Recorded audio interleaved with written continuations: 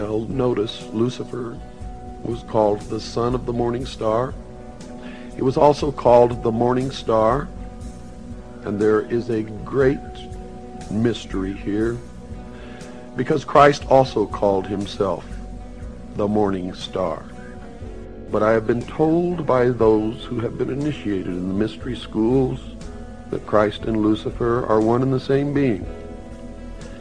What you believe, of course, is your own business, and is not my intention to make you believe anything, but rather to impart to you what I have learned over many, many years of study into the secrets of those who worship the ancient mystery religions in secret for thousands of years.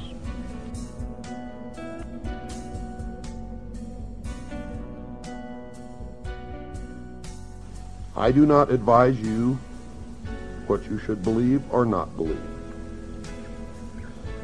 But I do advise you that we all need to learn as much as we can about everything that we can, because one thing I have learned in my life is that most of what we have ever been taught has been a lie. And that whoever these people are, who are the priests, the adepts, the initiates, the mystery schools, they are in control, and they are shaping the future, and that future will affect all of us, so we had better learn as much about them as we can. One of the brilliant things about Bill was that he was able to fluidly switch between when he was reading to when he was commenting, so that sometimes it was imperceivable. He had such a fantastic grasp of the English language that he could speak to you almost the same way that these ancient texts did. We have to be very careful about how we interpret what we read, especially the Bible. And I'll tell you why.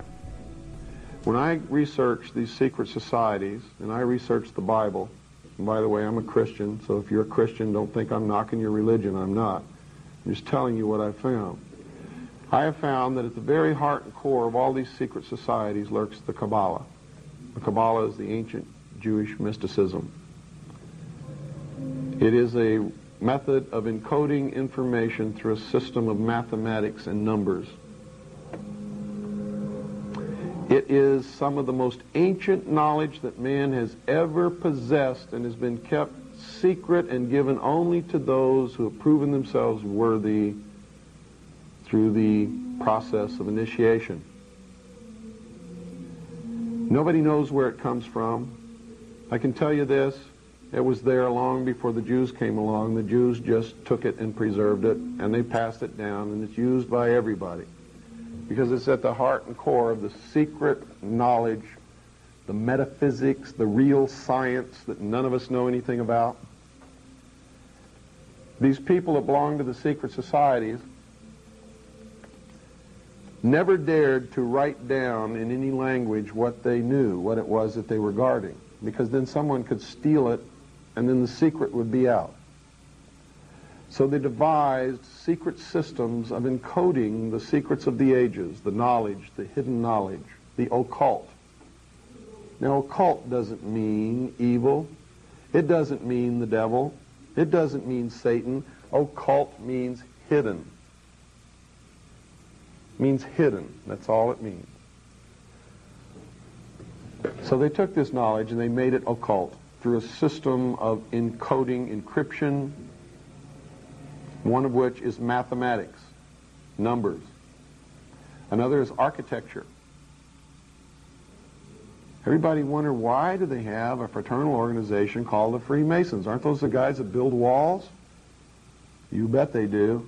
But every wall they build contains the secrets that have been kept and maintained throughout the ages, and it's encoded in the architecture and in the measurements of the buildings and in the mathematical formulas used to derive the geometry, the shape, the length and breadth and height of rooms. It's all encoded there. The very word secrecy is repugnant in a free and open society. And we are, as a people, inherently and historically opposed to secret societies, to secret oaths, and to secret proceedings. For we are opposed around the world by a monolithic and ruthless conspiracy that relies primarily on covert means for expanding its sphere of influence, on infiltration instead of invasion, on subversion instead of elections, on intimidation instead of free choice, on guerrillas by night instead of armies by day. It is a system which has conscripted vast human and material resources into the building of a tightly knit, highly efficient machine that combines military, diplomatic, intelligence, economic, scientific, and political operations. Its preparations are concealed, not published. Its mistakes are buried, not headlined. Its dissenters are silenced, not praised. No expenditure is questioned, no rumor is printed, no secret is revealed. So they ordered his execution. It was actually ordered by the policy committee of the Bilderberg Group in The Hague in Geneva, Switzerland, and was carried out by agents of the secret government in Dallas. The man who actually administered the coup de grace was the driver of the car, William Greer. We have a film in beautiful living color that you can actually see with your own eyes William Greer turn with an assassination pistol in his left hand and shoot the president point blank in the head over his right shoulder. It's incredible that this has been hidden from the public for all these years, but the same film has been shown on television for all these years, but they've always zoomed right in on Kennedy and cut the driver out, so you can never see it. It's the Zapruder film. It was never shown to the Warren Commission. They never saw it. Rights are non-existent.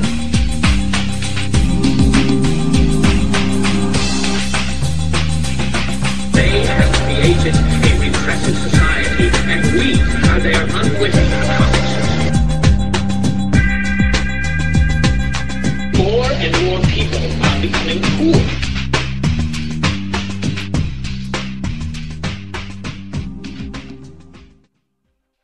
By this time, Bill had become a popular lecturer, author, and radio show host.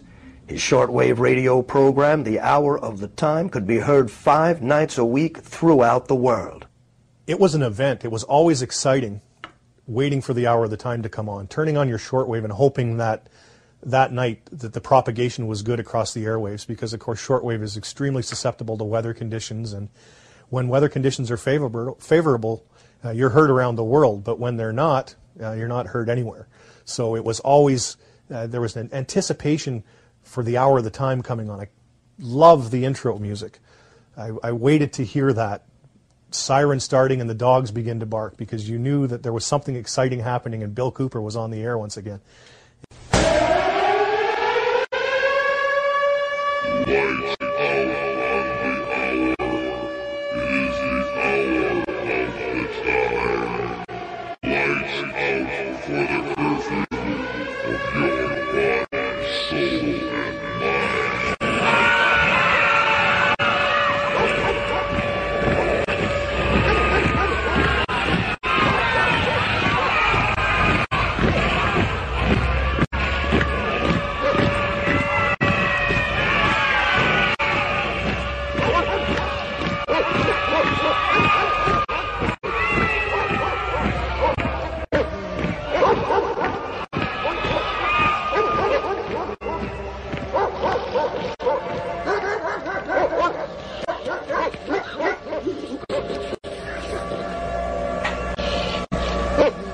You're listening to The Hour of the Time. I'm William Cooper. For the first time in the history of the world, man was free. Literally, a king and queen in his or her own right. Over the years, that promise has extended to many other peoples. That promise eliminated slavery. That promise has caused poor, unhappy people living under tyranny all over the world to set their eyes on the shores of this country, with only one thought in their mind: to get here however they had to get here, and even if they had to die in the process, in order that they could also be free. And so why, ladies and gentlemen, are we so eager to give it away. For some imaginary